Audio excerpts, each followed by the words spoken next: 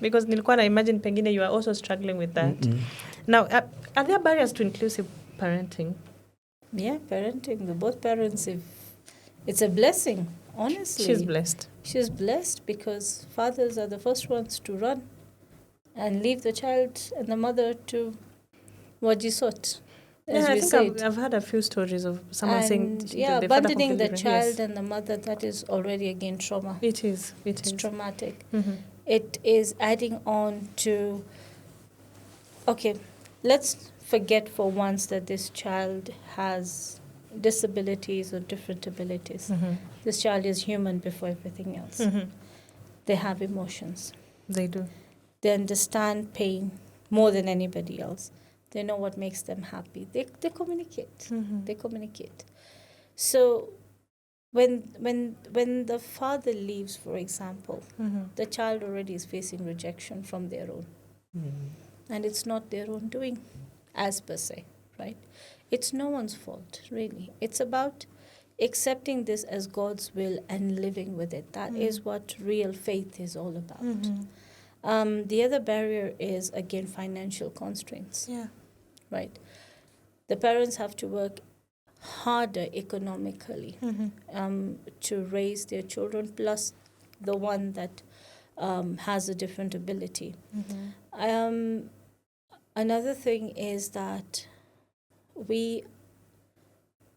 I wouldn't want to say that Kenya is one of those countries, because Kenya is far more advanced when we do benchmarking with other countries. We're far more advanced in our inclusive education. We're far more advanced when it comes to the overall inclusion of the child in the school system with the stage-based learning and everything. But the facilities after that are limited, right? The hospitals charge same rates that they would charge for, And so those challenges are there because you're still catering for 4 children, for example, one needing more resources for a longer time. And therefore, it's very important for us as a country, as a community, as a society to work together. Ubuntu. It boils down to Ubuntu. You know why I'm smiling? It boils. I know. Because it really boils down to Ubuntu. You talked about tradition. That's the tradition we need to follow. Yes, I absolutely agree. Are there examples of successful programs or community, practices that support persons who have children, with disability? There's so many.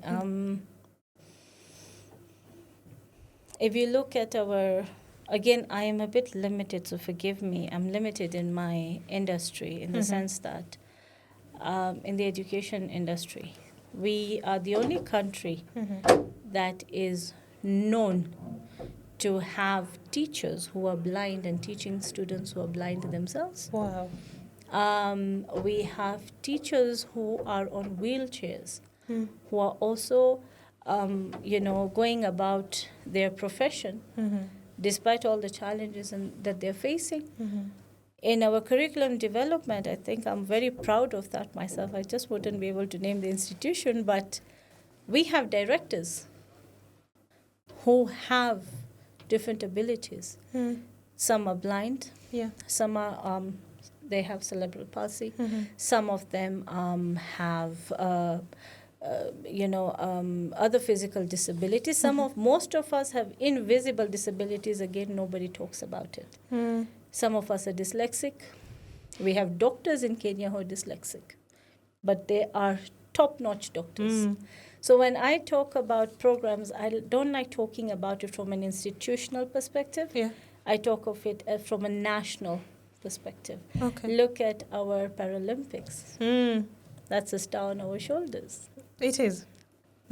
So there's a lot. I think there's some time back, there's a lady who, I don't know, she works with which minister, was on TV because she didn't want to move her office to be, destroyed and moved to the other. I'd liked that she was standing for, her rights, and she knew that she may not be safe the other side, and she wanted to communicate that effectively. So it is true what you're saying. I mean, we could be a step ahead. We are. I assure you we are. We are. Okay. Wacha nirudi kwako kidogo. Nimeona umeegemea sana kanisa. Umesema wakati mwingine ukiwa umehisi uchungu na uzito wa uzazi ambao unafanyia mtoto wako, unachukua muda, unaenda unasikiliza nyimbo za Mungu, ukitoa machozi, ni kama kujiondolea hiyo mzigo kidogo. Kanisani uko na watu ambao wanakushika mkono, ama uko na kikundi ambacho kinakusaidia ukiwa kanisani? Kanisani, kanisa lote linanishika mkono na wao wananiambia, wananipea tu imani, wanasema siku moja mtoto wako atatembea na ataongea. Amen. Nashukuru kanisa langu sana, hata mchungaji, wamama tunakuanga na fellowship. Kila mara wakiomba lazima wataje jina ya mtoto wangu. Okay. Na wewe ni kweli anavyosema umebarikiwa, because kila mahali uko na support. Kwa wenzako ambao mnakutana na wao kwa kile kijikundi, kuna wengine ambao hawana hii support yenye wewe uko nayo? Wengi hawana, kama venye madamu amesema, mwingine unasikia mume alimtoroka, amemwacha na mtoto. Vitu kaa hizo. Wengine wanasema hata familia imewakataa. Wanasema kwao hawana mtoto kama huyu ni wako. Unajua mtu akiwa mbaya kama mko bibi na bwana, wanasemanga huyu ni wakwe. Kweli, ni kweli. Sijui kwa nini tuko hivyo. Inaanza kuegemea pande wa mama. Inaacha kukua pande wa mwanaume. I think it also comes out that also when you mention, I think majority of I don't know if we are sidelining the men. I don't know why it is easy for men to, walk aside and say, no, that's not my child. I'm not caring for that child. My family cannot be associated with that kind of a child. I wonder why it is so easy for them, and it's not very easy for women. What would you say about it being easy for men to walk away? I think, when you talk about the father's heart, the father has a big heart. We have to give them that credit. We do. The father loves their child, if not equally more than the mother. That's a fact. But it is how we have brought up this boy child, the child within the father. Wow. What have we taught this boy child? Because a lot of the times you'll find these fathers coming back to their children and they regret what they did. Wow. You'll find that a lot of the times they will come and tell the mom, I apologize. Unfortunately, it's on the deathbed, or when, they've been diagnosed with a deadly disease or something, but that realization comes and they man up, if I may put it that way.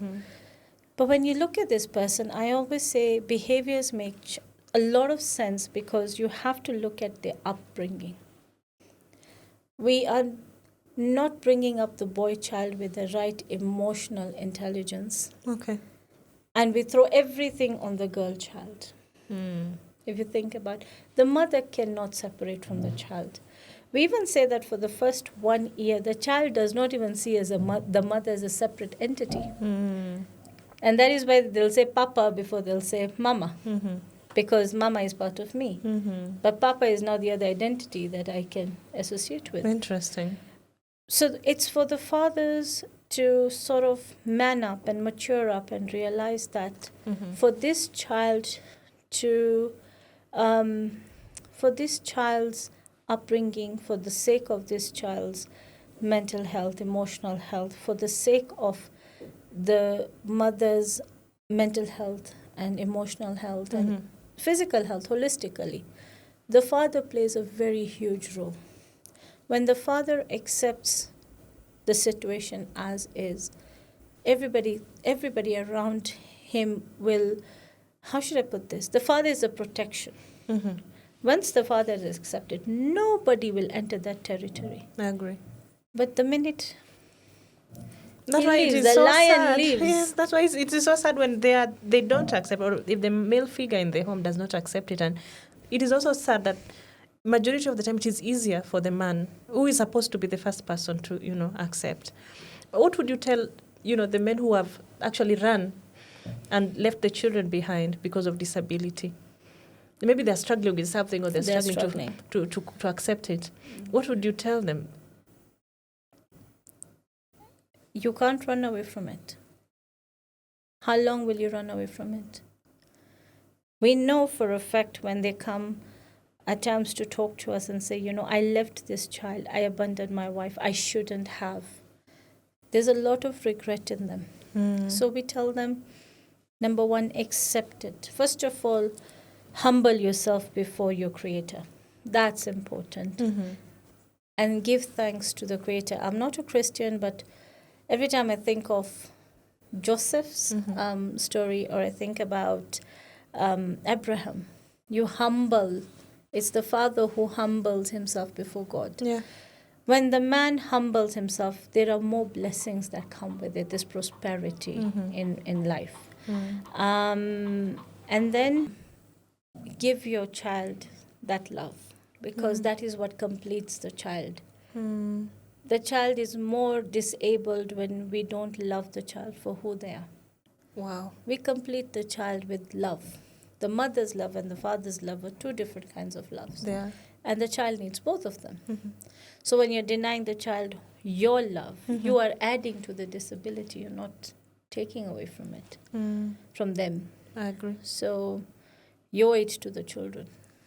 Now that we've talked about, fathers, stepping aside or, having that difficulty in accepting more than, us women, there are men who have, accept, like her husband, who have, taken it with all their heart, as much as they struggled to pick it. What do you think would be, what made it, easy for them compared to the others who would run away? I think that the father who is accepted would probably be the best person. But I think if I go with my experience, it's seeing the light in the child. They'll tell you, I know of parents who have abandoned their children and given them up for adoption and gone back and picked up the child and said, no, I feel like a part of me is missing. So a person who is again connected to their household. They're not connected to the family. They don't have, how should we put it? They don't have this sort of bond, But those who are household parents who hold the house together, they'll tell you there's something missing in our house when we don't have this child. Yeah. And that is why it's important for the parent, especially as I keep saying, they need to mature up, man up, and realize this is their house. Yeah. We have women who have not accepted as well. Kuna watu wenye kwa kikundi chenu, kuna watu wengine waliwasha mtoto kwanza ndio wakarudi, ama mpaka sahii bado wanang'ang'ana kukubali na kidogo hawajakubali bado watoto wao venye wako. Kuna wengine hawajakubali. Kunao? Unajuaje hawajakubali? Ni nini wanafanya inaonyesha bado hawajakubali? Kwa sababu kuna ule mama akiwa na ule mtoto, ampati ule upendo. Okay. Mpaka hata kuna wengine wanasema hata anatamani afe, amuondoke. Unaona? Wako. I think there's something we talked about last time, the healing touch of a person with disability. And I know she'll she will be able to confirm that. Yeah.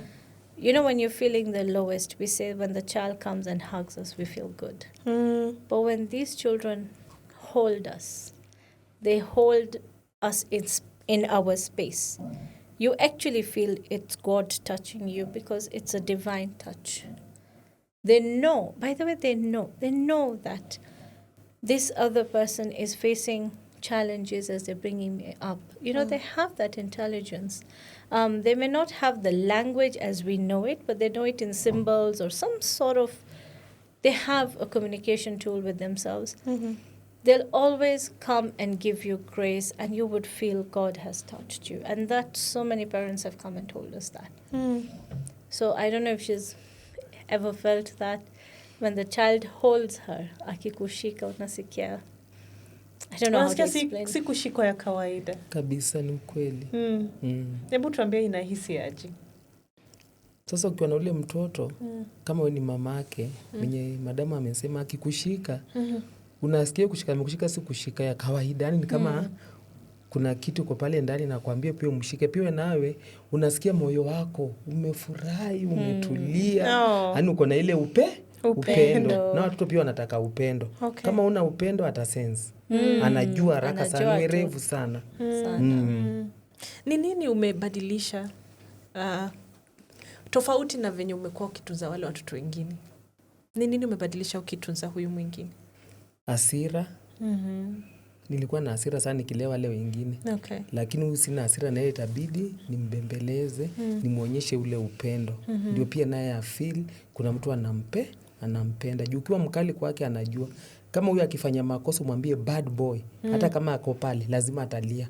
Atajua ni kitu mbaya amefanya. So ukiwa naye unamwonyesha tu ile upendo, unapunguza hasira, ukimuongelesha, usimwongeleshe na ile sauti ya ukali, unalegeza sauti. Kwa hivyo umebadilisha kabisa. Na pia umebadilisha kwa watoto wengine ama ni yetu? Kwa wale wengine pia. Umepata tu kila kitu imeshift. Okay. So let me ask you, Sonia, what trends or policy shifts could improve the lives of children with disability? I think, first of all, if we had a policy against abandonment, you can't abandon your child. This is your child. I think I agree. To just accept I agree with that policy. And if you don't want to, perhaps if you feel that you're, again, mental state, every one of us is broken. We're all broken somewhere, somehow. We are. The system broke us. Life broke us. We are broken. But if you feel that you as an individual, you're not able to fully embrace it yet, at least don't give up on your responsibilities. You can't leave the mother and the child to fend for themselves. How many people, how many of our Kenyans do we see on the road struggling? Many. Why? Because their loved ones abandoned them. Yeah. Don't abandon them. There should be a law against that. There should be. I think the other thing is that although, again, we really are the torchbearers in this as a country, we have stronger policies to protect people with disabilities in Kenya, but institutions are not implementing? They're not implementing it the way they should. Okay. They look for shortcuts. Okay. You get me? Putting up a ramp in a place does not mean that it is disability friendly. There's a time I sat in a meeting with some people, and we had a lady who was on a wheelchair, and she told me she leaves work at around noon because she cannot stay until evening because of there's no toilet that is conducive or is friendly for her.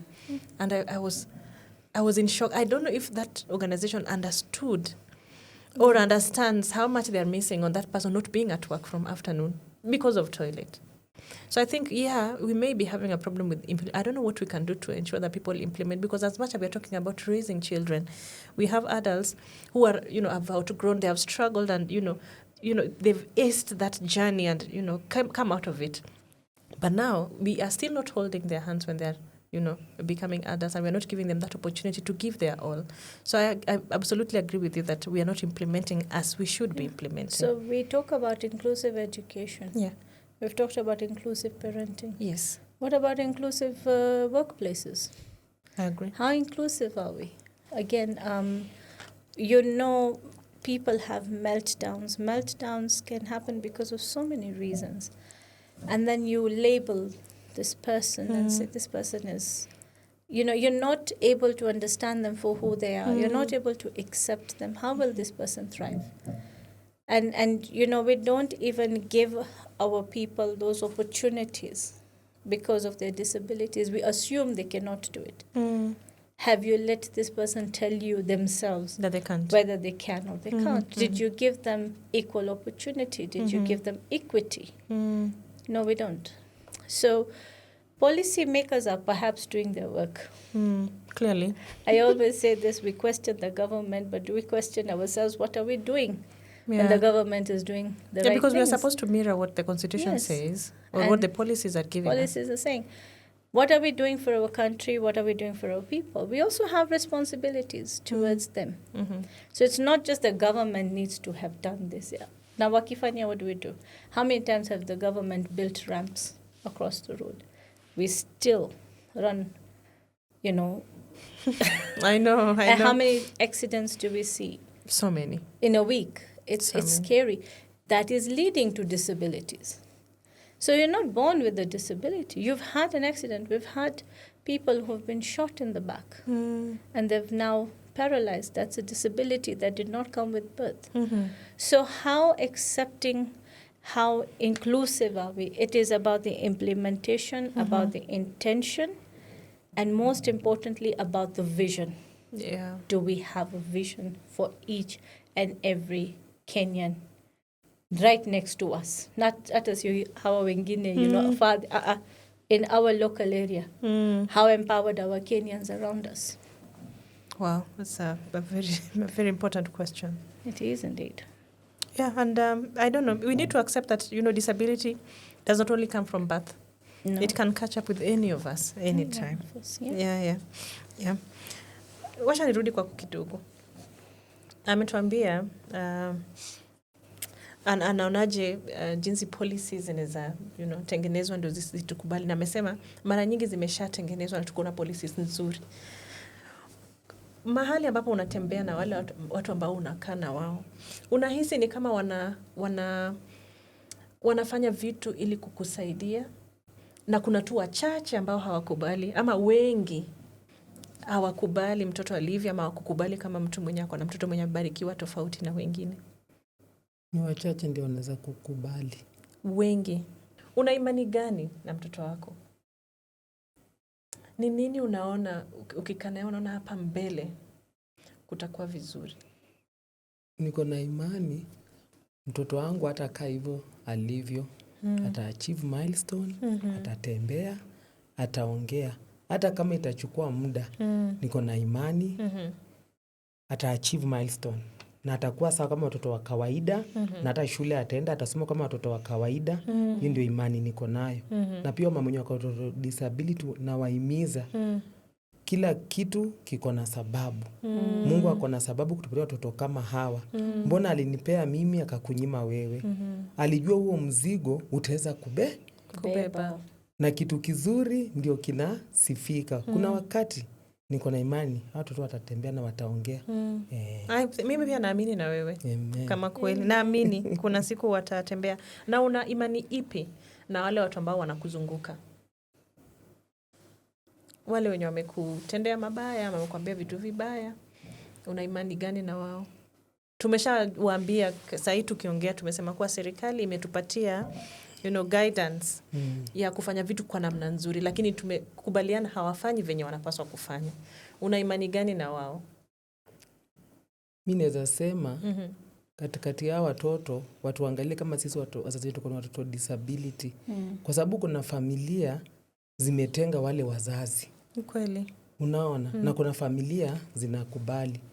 Sasa serikali ituangalie, lakini pia nashukuru serikali kwa sasa kuna certificate ya disability. Tumepewa kama wewe ni mzazi, unakuwa na hiyo certificate. In case ukihitaji kitu kama pampers, kama dawa, kuna watoto wengi wako na disability, wako na convulsions. Wengine wako na shida ya moyo. Na hizo dawa ni bei ghali sana kununua. Sasa nashukuru serikali kwa sababu mzazi ukiwa na hiyo certificate ya disability, ukienda kwa hospitali kama hapa Kawangware, ukienda Riruta, Gatina, hizo dawa unapata. Pampers unapata. Lakini shida sasa hizi madaktari wamegoma. Hata niko na kitabu pale kwa tumepatiwa, nikienda nacho mahali pale, kama kuna mtoto dawa yenye anatumia mapampers napewa. Lakini sasa ukienda madaktari wamegoma, unaona hizo vitu ziko pale na huwezi pewa. Hao watoto wako na shida ya calcium. Dawa ya calcium iko juu sana. Chakula zao pia ziko juu sana. Sasa kama mzazi haufanyi kazi, utasaidika aje? Kwa hivyo serikali pia ikaze kamba kidogo. Hata kama wametupea policies nzuri, watusaidia hapo kwa implementation, si ndio? Na wahakikishe madaktari wamebaki kwenye hospitali ili watoto wapate mahitaji yao. Kabisa. Okay. Sonia, do you think there's anything that I've left out that you'd like to address, especially on parenting children with disability?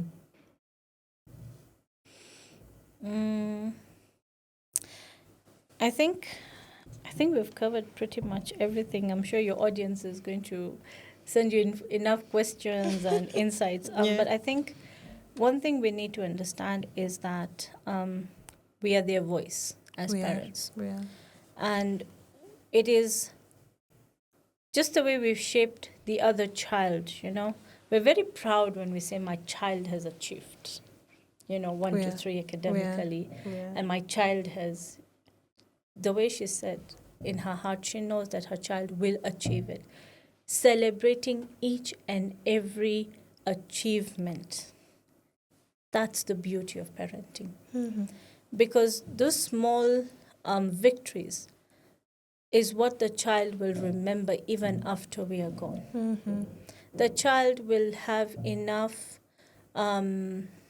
what's the word I'm looking for? Whatever you have taught them in their childhood is what the child goes and implements in the adult life, in the world that they're creating. These children are not any different. No, they're not. So again, how we treat them is how they will treat people when they become adults. The kind of expectations we have of them now is the kind of expectations they'll have. So I always tell parents, and we're all together, these children are our mirrors. They are. See them as God's children. See them as God's gifts, and remember that they're the ones who are going to give you grace even after we are gone. So we cannot forget the role that we play in their life. Is in ours we say that God, the Creator, is Akash, meaning like you can't see God, you can't touch God, in the physical essence. So your parents are God on earth. They are your gods on earth. So are you really being godly towards them? So as parents, how are we with our children? Yeah. That's the bottom line, really. We need to accept that we play a vital role in our children's lives, no matter what the child is or any disability that child comes with. And we are also encouraging the fathers, please do not run away. Don't. The child needs you, and the mother's love is not enough. That circle is not complete without the father's love. Sure. So what advice would you give parents and leaders responsible for child well-being, especially children with disability? Don't undermine their abilities. Don't undermine. They're of different abilities. It's like, I remember I was being told this by a professor. She said, when I'm in a classroom and I'm looking at my students, I see a garden. It's beautiful, and there's no one flower that looks like the other flower. There's no one flower that has the same essence as the other flower. This is how we are. You're our leaders. We chose you.